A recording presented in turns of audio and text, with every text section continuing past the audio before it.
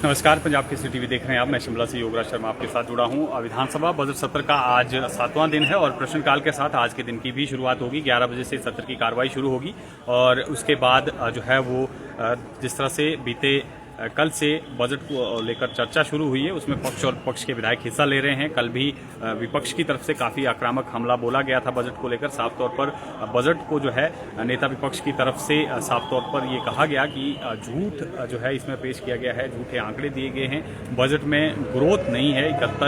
71 करोड़ की केवल इस बार जो है बजट में ग्रोथ है, जो दर्शाता है कि हिमाचल प्रदेश में विकास कार्य किस तरह से होंगे। विकास के लिए जो है वो केवल 100 पैसे में से 24 पैसे ही रह रहे हैं, जो कि अब तक के इतिहास में सबसे न्यूनतम है। इस तरह की बातें जो है यहाँ पर नेता विपक्ष की तरफ से कही जा रही हैं, तो इसको लेकर आज भी चर्चा रहेगी और चर्चा के बाद लगभग 5 बजे तक सत्र चलेगा और 5 बजे के बाद आज कैबिनेट की बैठक भी मुख्यमंत्री सुखविंदर सिंह सुक्खू की तरफ से बुलाई गई है, जिसमें जो महत्वपूर्ण विधेयक सदन में लाए जाने हैं उसको लेकर जो है कहीं ना कहीं कैबिनेट की यहाँ पर अप्रूवल दी जाएगी, अंतिम मंजूरी दी जाएगी। लेकिन काफ़ी अहम आज का दिन रहने वाला है। जिस तरह से HPPCL के जो चीफ इंजीनियर थे विमल नेगी, उनका शव जिस तरह से कल बरामद हुआ है भाखड़ा डैम से, उसको लेकर कहीं ना कहीं विपक्ष के निशाने पर आज यहाँ पर जो है वो सरकार रह सकती है। सदन के भीतर भी ये मामला जो है कहीं ना कहीं उठ सकता है, क्योंकि काफ़ी गंभीर आरोप जो है यहाँ पर पत्नी की तरफ से और जो HPPCL के कर्मचारी हैं उनकी तरफ से लगाए गए हैं। एक पत्र भी मुख्यमंत्री को लिखा गया है जिसमें निष्पक्ष जांच की मांग जो है वो मुख्यमंत्री से की गई है। कहा गया है कि जो उच्चाधिकारी हैं HPPCL के, कहीं ना कहीं उनका दबाव जो है वो विमल नेगी पर था। अब किस तरह का वो दबाव था, ये तमाम चीज़ें जो हैं वो जांच का विषय है और इसी को लेकर जो है नेता विपक्ष ने यहाँ पर CBI जांच की मांग कर दी है। जिस तरह के तथ्य सामने आए हैं उन्हें साफ तौर पर कहा है कि बेहद गंभीर मसला है। 10 मार्च से जो है वो विमल नेगी गायब करना चाहता है और सदन के भीतर भी हो सकता है कि यहाँ तक कि जिस तरह से ये चिट्ठी कर्मचारियों की तरफ से लिखी गई है, इसमें साफ तौर पर प्रबंधन में बदलाव की जो है यहाँ पर मांग की गई है यार। तो काफ़ी गंभीर ये मसला है और सदन के भीतर भी जिस तरह से ये मामला आज उठेगा और सरकार को घेरने की यहाँ पर विपक्ष की तरफ से पूरी रणनीति तैयार की गई है। कानून व्यवस्था को लेकर पहले ही विपक्ष सरकार पर हमला, तो काफ़ी गंभीर ये मसला है। कानून व्यवस्था को लेकर यहाँ पर पहले ही विपक्ष सरकार पर हमलावर है। चाहे भिंटे वाला के झंडे जो हिमाचल प्रदेश के भीतर जो है पंजाब से कुछ पर्यटक आ रहे हैं वो जो है कहीं ना कहीं लगा रहे हैं और पंजाब में भी जो है एक HRTC की बस रोकी गई थी, उस पर भी जो है पोस्टर लगाए गए थे। और कल का ही मामला जो है खरड़ का सामने आया है, जहां पर HRTC की बस पर पथराव हुआ है। तो इस तरह की जो है वो मामले लगातार बढ़ रहे हैं। तो ऐसे में सरकार पर जो है विपक्ष यहाँ पर काफी हमलावर आज दिख सकता है। कानून व्यवस्था को लेकर बीते दिनों भी बिलासपुर के पूर्व विधायक बंबर ठाकुर, उन पर जो है वो गोलीकांड यहाँ पर हुआ है, गोलियां उन पर दागी गई थी। तो तमाम चीजों को लेकर आज सदन के भीतर कहीं ना कहीं विपक्ष जो है वो सरकार पर निशाना साधेगा। जिस तरह की घटनाएं लगातार बढ़ रही हैं, कल भी हालांकि सदन में ये मामला उठा था, जिस तरह से पंजाब से कुछ पर्यटक हिमाचल प्रदेश में आकर जो हुड़दंग मचा रहे हैं और इस तरह की शरारतें जो है वो कर रहे हैं, इसको लेकर कहीं ना कहीं कानून व्यवस्था पर सवाल खड़े हुए हैं और पंजाब सरकार से यहाँ पर बात करने की विपक्ष की तरफ से लगातार बात उठाई जा रही है। हालांकि मुख्यमंत्री ने सदन के भीतर आश्वासन दिया था कि इस पूरे इन मामलों को लेकर जो है सरकार गंभीर है, पंजाब के मुख्यमंत्री से भी बात की जाएगी।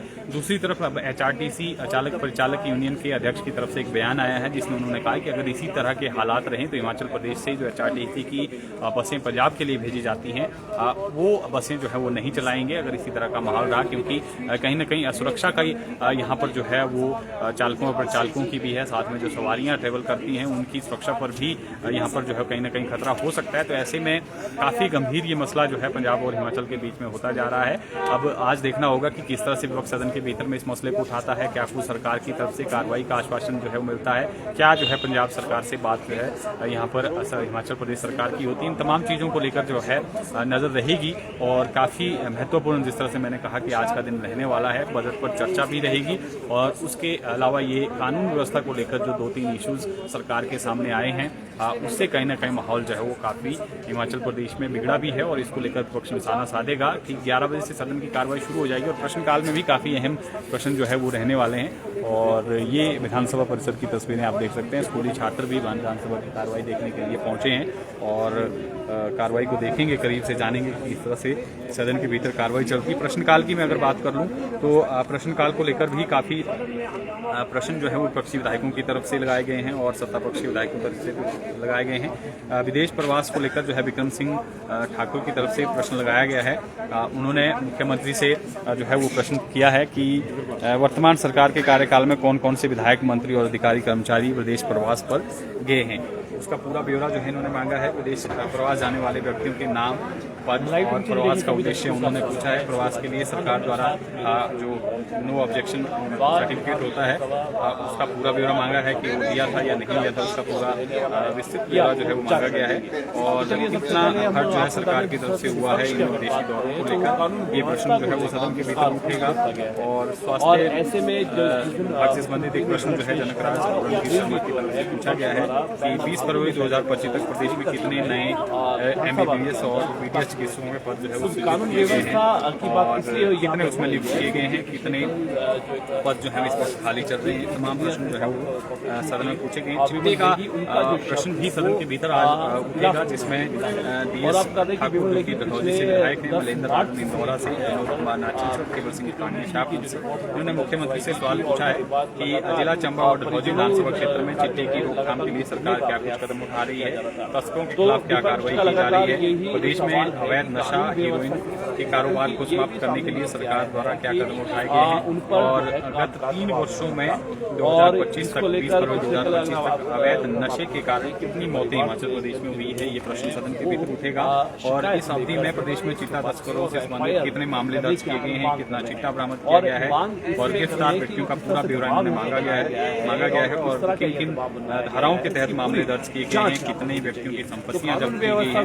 ये पूरा प्रश्न जो है वो पूछा है। और ठोस नीति बनाने को लेकर क्या सरकार विचार कर रही है नशा माफिया के खिलाफ, तो ये प्रश्न जो है उठेगा। और विधायिका से संबंधित प्रश्न भी सदन के भीतर आज जो है वो उठाया गया है। आदर्श स्वास्थ्य संस्थान से संबंधित प्रश्न भी जो है वो सदन के भीतर उठेगा। तो तमाम महत्वपूर्ण प्रश्न जो है आज प्रश्न के दौरान भी रहेंगे, लेकिन देखना ये होगा कि क्यों जिस तरह से कानून व्यवस्था को लेकर जो है यहाँ पर सवाल खड़े किए जा रहे हैं विपक्ष की तरफ से, चाहे विमल नेगी का मामला हो या बिलासपुर गोलीकांड का मामला हो या भिंडरे वाला के जो पोस्टर और जो झंडे HRTC की बसों में लगाए जा रहे हैं, या हिमाचल प्रदेश के भीतर जो है इस तरह की घटनाएं सामने आ रही हैं जहाँ पर पतंग जो है वो ये पर्यटक जो बाहरी राज्य पंजाब से आ रहे हैं उसका मसला हो, तो इसको लेकर कहीं ना कहीं काफी महत्वपूर्ण ये जो है वो सवाल आज सदन के भीतर विपक्ष की तरफ से उठाए जाएंगे।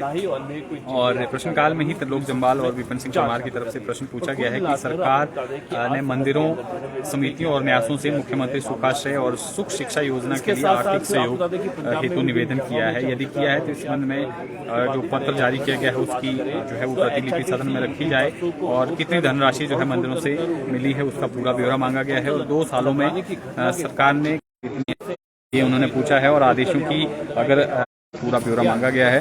तो ये काफ़ी महत्वपूर्ण आज प्रश्नकाल के दौरान भी प्रश्न जो है वो रहने वाले हैं। इसके अलावा जो पटवारी कानूनगो का स्टेट तो पटवारियों और कानूनगो के स्टेट कैडर का मुद्दा भी सदन के भीतर गूंजेगा। ये प्रश्न पवन कुमार काजल की तरफ से पूछा गया है और स्टेट कैडर किए जाने को लेकर अधिसूचना जारी की गई। इनकी नियुक्तियां किस नियम के अंतर्गत की गई थी, स्टेट कैडर में आने से इनकी वरिष्ठता पर कोई प्रभाव पड़ेगा या नहीं पड़ेगा, प्रदेश में भूमि की पैमाइश हेतु एक प्रणाली है या भिन्न भिन्न है, प्रदेश में बोली जाने वाली बोली में भिन्नता होने के कारण क्या इनकी कार्यकुशलता व कैडर पर कोई प्रभाव पड़ेगा। ये जो है वो सदन के भीतर तमाम आज प्रश्न जो है वो उठने वाले हैं।